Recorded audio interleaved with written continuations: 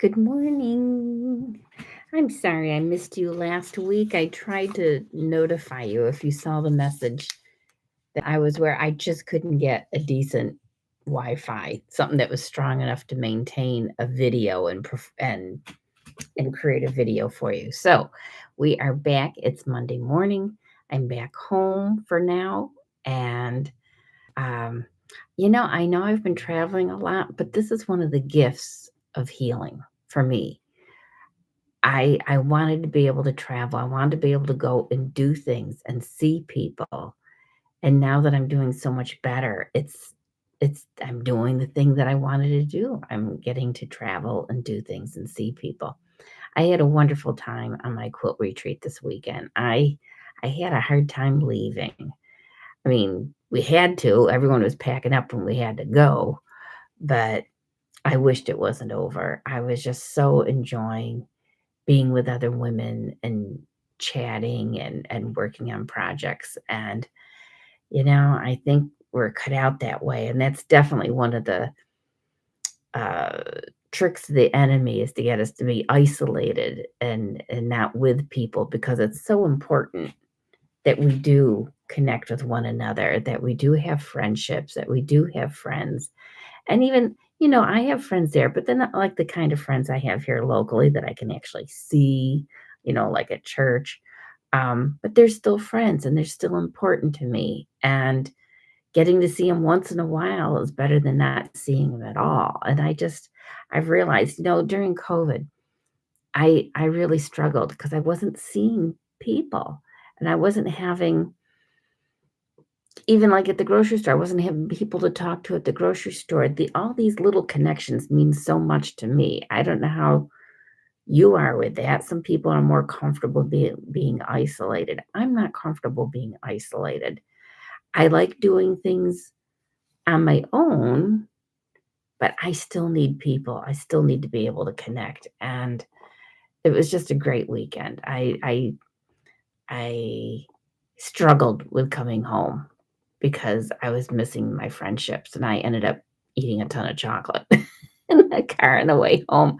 Well, part of it was being tired, but I think part of it was trying to soothe myself because there is something they do know that chocolate, probably the sugar in it, who knows what's in the cocoa bean. There's a reason why it's associated with Valentine's Day. It does kind of help in a wrong way with helping you feel loved and things like that. So I think I was self-medicating with chocolate in the car coming home on Sunday. But other than that, I mean, it was a great weekend and several days and really enjoyed it. So now we're here. I wanted to read to you from this old Bible, the story of the Bible, and we're going to read about the Tower of Babel. And I am enjoying reading this because it's simplified it so even I can understand it. And I was fine until we got started here. So we know you know who doesn't want this story to come out. So this is they put down that the dates would be around 2247 BC before Christ to 1898 before Christ. So what is that? 98, they'd be about 2000.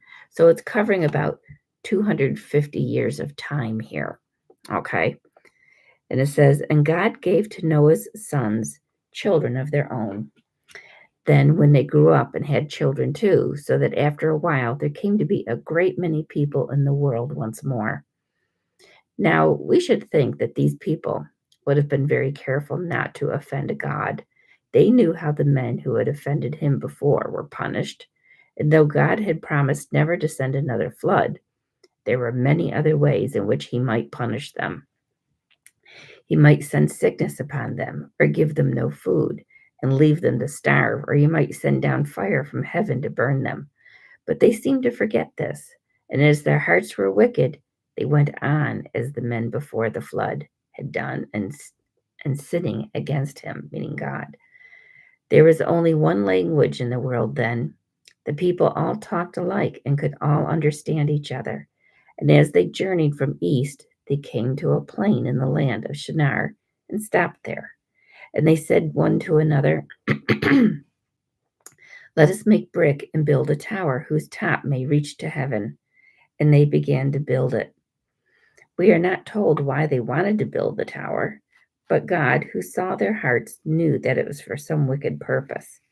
Perhaps they did not believe God's promise that he would never send another flood on the earth, and thought if he should send one, this tower would be so high that the waters could not overflow it, and they would climb up into it and be safe. Or perhaps they built it as sort of a temple or church, not to worship God in, but idols. I'm going to interject something here, and that is Satan likes to go to high places. So in the Old Testament, we hear about the high places. They worshiped in the high places. And interestingly enough, recently heard a teacher who was saying, you'll notice that hospitals and government places are typically on high places because they're not really run altruistically. They're places of power and death. And that's why they're built in high places, because the enemy wants to go to these high places. I just thought that was interesting. So, and the Lord came down from heaven to see the tower which the people were building, and he saw it and was displeased. Then he did a wonderful thing to stop them. He made them all at once begin to speak in different languages, such as they had never spoken before. They could not go on building now because they were not able to understand each other's words. Therefore, they had to cease building before the tower was done. After that, they would not all of them wish to live together any more. Only those would wish to live together who talk the same language, and they would go off to some place where they could be by themselves. This is the way that people came to live in different parts of the world. That's kind of interesting. I mean, we know the Holy Spirit can give somebody a gift of tongues and they can speak with angelic languages, or they can speak other human languages. In this case, God struck them in such a way that they spoke different languages and couldn't understand each other. Okay, the tower, which they tried to build, but which God would not allow them to finish, was called the Tower of Babel. Babel means confusion. When the people began to talk in different languages so that they could not understand one another, it made confusion there. Therefore, it was called the Tower of Babel. Many years after these things, there lived in the land of Ur a man named Abram. The people of that land worshipped idols, and God told Abram to leave his home and his relations and go to another land where he would show him. Abram did not know what land it was, yet he left his friends and his home as he commanded to do, for he had faith. He believed that God would bring him to the land he told him of. So I'm going to stop there because this is getting into a much deeper story when we're hearing about Abram, and I think that would be a good place to work tomorrow. So we will go back to that tomorrow. And I'm going to do another video after this one having to do with improving your sleep. And I'll address that there. I'll do another video talking about sleep and the things that have helped me to get better sleep. All right. We'll see you tomorrow. Bye-bye.